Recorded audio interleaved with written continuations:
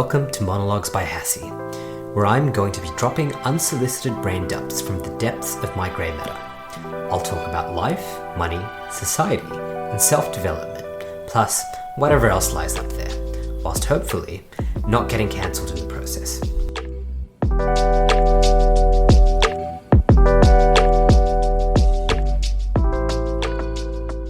The Peter Principle is the observation that in any organizational hierarchy, a person will rise to his or her level of incompetence, and at that level is where they will stay. A simple story to demonstrate the Peter Principle is the fictitious story of Frank. Frank is an amazing gardener. His job is to tend to a very large public garden in a local council area, and he does an amazing job. He understands all the plants, when they need to be watered, when they need to be fertilized, how much fertilizer they use, and what type of fertilizer he needs to apply. He's also great at identifying weeds and preventing problems like weeds from becoming bigger problems. So he's a fantastic gardener and he's very diligent. He's always at work on time and he very rarely takes days off because he really loves his job that much. It's something that brings him great pleasure. He loves working out in the gardens day to day, and he loves solving the problems that gardeners need to solve. And as a result, the local council area that employs Frank says, "Frank, you're so great at your job. We want you to become the manager of gardens for our local council. We want to give you this amazing promotion." And Frank, as a child, has been taught that if he goes to work and he does a great job, people will identify that, they will identify his competence, and as a result, give him a promotion. And that's something that he should go ahead and accept. And as a result, Frank takes this promotion, and now he has been made the manager of gardens for his local council. In his new job, his responsibilities are significantly different to the position that led him to getting this promotion. So he went from a gardener whose job was to tend to the plants, and now his job is to tend to the other gardeners. So there's about 10 to 20 gardeners on staff, and his job is to make sure that they are being allocated to the correct gardeners, that their shifts are always covered, that they're happy, that if there are any disputes between them, that his job is to resolve those issues. He also needs to manage the budgets and the inventory management for the public gardens department of the local council. So he needs to make sure that there is adequate stock of fertilizer, of soil, of different plants that need replacing. So his job has changed from being on the ground doing the gardening work to now managing the gardeners and managing the garden's budgets. And in this new job, his responsibilities are different. He doesn't enjoy it as much. He's not as competent in this role. He now sits in an office and very rarely goes onto site to see the actual gardens. And for the rest of Frank's career, he never gets promoted beyond being the manager of gardens for the local council, because in that position, that was his highest level of incompetence. That's where, beyond that point, no one else ever looked at Frank for the rest of his career and said, "Frank, you're so good, we should give you a position higher than the position you're occupying." So the Peter Principle is based on the idea that in a hierarchy, competent employees will be chosen to be promoted. But their competence is based on the competence in the role that they currently occupy, which may be ill-suited to the responsibilities of the role in which they are promoted to. So it states that in any hierarchy, eventually, it will be filled, every position will be filled by employees who are incompetent to fulfill the duties of those respective positions.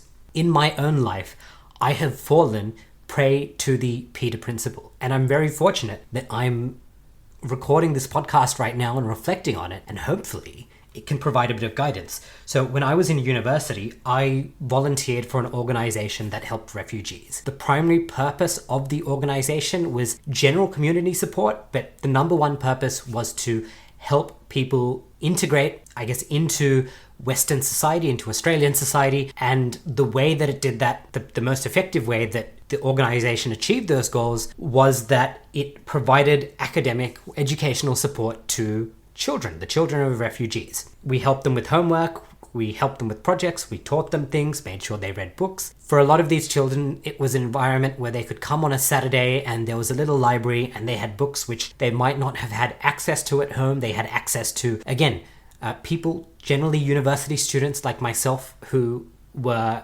or had already gone through the schooling system and could then help them with their homework and help them be more effective. And for about 2 years, that's what I did, and I really enjoyed it. my responsibility was just to come and to teach the subjects and help out with the homework that the children were dealing with at school. And I loved it because you could teach somebody something, you could help them with their homework, and it was a very relatively fast feedback loop.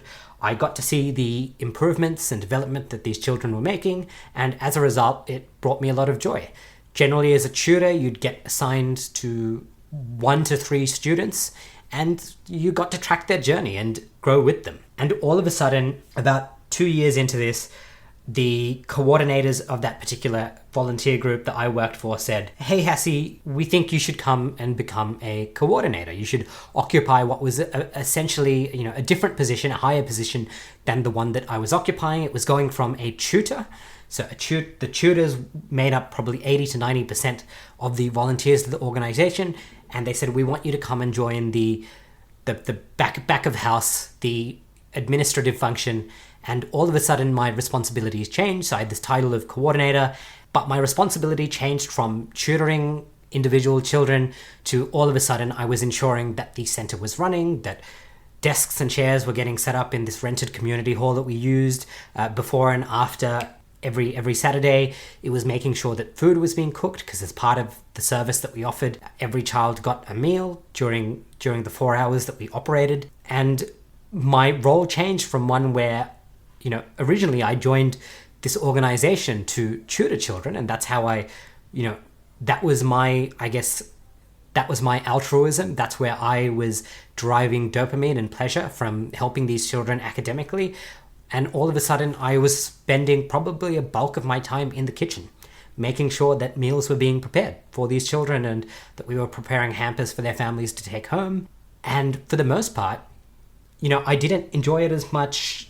I wasn't getting the dopamine hit. I also had a lot going on in university, and I became incredibly inefficient and incompetent at this role. And one of the other center coordinators, we didn't really have management meetings and a hierarchy where we addressed with things like performance issues, but I could tell that I was kind of being resented for not being the world's most competent person in this role. And eventually it got to the point where I was like, this isn't a situation that I enjoy. I'm not doing this role justice. I'm not doing this organization justice. So I left that volunteer organization. And that was a situation where I definitely fell into the concept of the Peter Principle. I went from a position that I really enjoyed, I was competent at, it made a lot of sense to me. I was somebody who'd been through high school, who was studying degrees, who was still studying at the time. So it made sense for me to be helping students with their own academics, to all of a sudden I was in a role, looking after a completely different set of responsibilities. I wasn't competent at it. I wasn't passionate about it. But at the time, I just said yes to everything. And I didn't really think that particular, and I say this with quotation marks, I didn't think that promotion through. Now, fortunately for me, a volunteer organization is a low stakes environment. And despite my perceived incompetence in that role, I still, it still provided value. I still provided meals, but I just got to the point where it wasn't working for me. And I think the Peter Principle is something that is a problem both for individuals like myself and for those of you listening, and is also a problem for organizations. For organizations, it's a massive problem, because eventually, just like the Peter Principle says, that if people who are competent at role A keep getting promoted to higher roles, but those roles have very different responsibilities. So if you take somebody who's a great software engineer and you promote them to being a manager, and they're managing the other software engineers and they're no longer dealing with the code, managing people is a very different skill set to, being a software engineer. And the same applies for any other profession. Individually, I remember when I read the Peter Principle many years ago, if I haven't mentioned it already, it was a book written in 1969 by a man named Lawrence J. Peter. That's where the name The Peter Principle comes from. I found it very interesting. I think the book was written as a kind of mismatch of organizational psychology and satire. So it's a very entertaining book. I highly recommend reading it. But one of the things individually that I used to laugh at was the idea of planned incompetence. So let's say you're an employee and you're very aware about the Peter Principle, and you're aware of the traps of being promoted into a position that you don't really want just because you're competent at your current role. So if you don't want to be promoted to a higher position, maybe you're going to implement a concept called planned incompetence, which I always laughed at. And what planned incompetence was, it says that if you're an organization and the expectation is that as soon as you're really good at one job, you should get promoted to the next level up. And if you don't want to go to the next level up, you keep being competent at your own job, but you become incompetent in areas outside your field of work. So if you're an amazing scientist and you don't want to become the manager of the lab or the manager of other scientists, maybe one day you accidentally park your car in your boss's parking spot, in your boss's reserved parking spot. Now, that's a form of incompetence. It has nothing to do with your day-to-day job, but you're probably going to piss your boss off just enough to not get that promotion. You're obviously still great at your current job, but because you parked in your boss's car park that one time, you're not going to be the top contender for promotion. And that's the kind of satire that was in that book. It's very entertaining. Now, what I would actually recommend is probably having an open discussion with your management and saying that I really appreciate that you want me to occupy this new position and these new responsibilities, but maybe it's not something that particularly aligns to me. So that's one solution for the individual. The next solution for the individual is saying, well, you know what? I actually do want to occupy that position in management, but I realize that I've been an individual contributor for all this time. I actually don't have the skills to effectively deal and manage employees who work under me. Therefore, those are skills I want. So you're either going to invest in those skills on your own accord, and you might also express that sentiment to your employer and say, hey, I really want to take this promotion that you're offering me, but can we please throw in some training? This is not something I do. And by doing that, you're establishing that you're not aware and that you're not going to be the most competent person at the new responsibilities of the role that you want to get promoted into, or that the company perceives that you should be promoted into.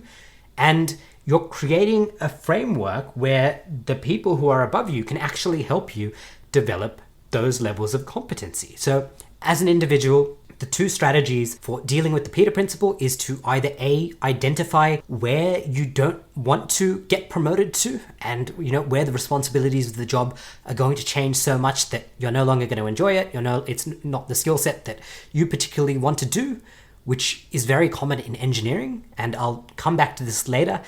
And the second thing you can do is that if you do want to take that promotion and have more responsibility and a very different type of responsibility to what you have in your current role, then you identify the training needs and you either pursue that training yourself or you encourage your organization to help you gain access to that training. Now, from the perspective of an organization, the Peter Principle is something you 100% want to avoid. Are you promoting people into a position, and everyone talks about sink or swim positions, but are you promoting people and are they becoming incompetent in those roles? And how detrimental is that to your organization?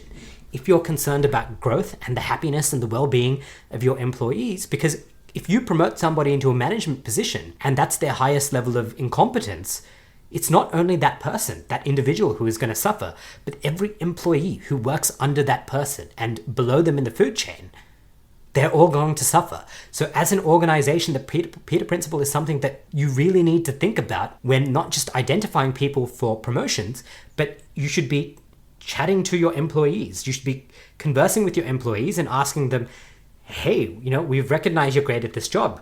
We've thought about promoting you to this position. Is it something you want? First find out, is it something that particular employee would like to do? And if they would like to take that promotion, identify what skills and training gaps there are and allocate resources to fill those voids in. So it's very important that organizations think about this as they grow and they have new positions and they promote people. So it's a dual responsibility. I think as an individual, take personal responsibility. And if you're an individual in charge of an organization, definitely think about how the Peter Principle is playing out in your organization. Now, software engineering is a very interesting field because you see it all the time. It's very forgiving to the Peter Principle because people routinely go into management positions and then they realize that this isn't for me. I just want to go back to being a software engineer, an individual contributor. I don't want to have to deal with managing other employees and thinking of work plans. It's not the way I want to allocate my skill set. So it's very forgiving. Now, if an organization isn't accommodating of an employee going into a management position and then coming back down, well, that employee will lose the staff. So somebody who's aware of the Peter Principle, if they take a promotion and there's no pathway for them to step back into their previous position, then if they are aware of the Peter Principle, they will change organizations. And as an organization, that's lost to the organization because that employee is saying, you know what, I don't want to be a manager at this promotion was the wrong promotion for me. I'm going to look for another software engineering job. But ideally, if the organization is forgiving, they will allow that and I don't mean forgiving in a benevolent sense, but if the organization has some sense, they will provide a pathway for those employees to either step back into their own role, or they will have two types of tracks. And software engineering is great at this because you have, in the progression of software engineers, you have something called staff or principal engineers. And basically, it's equivalent to a management position. The salary is often the same, if not more, the very high salaries once you get to those points. But it's a track for people who don't want to take on management responsibilities as they go up. It's a great way to retain people who are skilled at what they do and they want to be individual contributors. They want to be engineers, but they don't want to take on management responsibility. And that's really what the principal or the staff position is all about. So smart organizations create these pathways for people to explore the responsibilities, the roles that they're heading into, and decide what's right for them and what's not right for them. So the Peter Principle is something that I think everyone who's an employee, doesn't matter whether you're an employee, whether you run a business, you should be thinking about the Peter Principle because it will impact you. It's something that I've seen so many times. And as I mentioned in this particular episode, I have definitely fallen prey to the Peter Principle in the past. And I'm grateful for having had that experience in a very low stakes environment because I can now use that to guide my career. And in my case, there are definitely going to be certain roles which don't attract me, at least not at this time. At the same time, there are going to be other roles where I'm going to say, I'd love to be promoted into that, but I need to go and pursue this training. I need to identify these particular educational or experience-based opportunities. And only after I've done that am I going to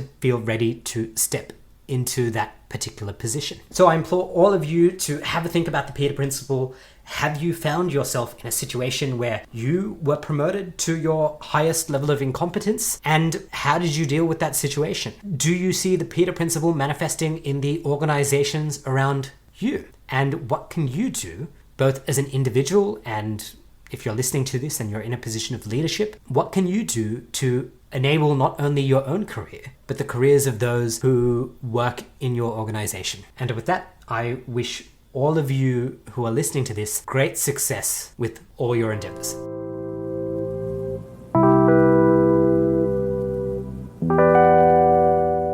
You've just made it through another episode of Monologues by Hassie. It brings me great pleasure to know that you made it to the end. To listen to more episodes, subscribe on your favorite podcast app or visit monologuesbyhassie.com. Thanks for swinging by.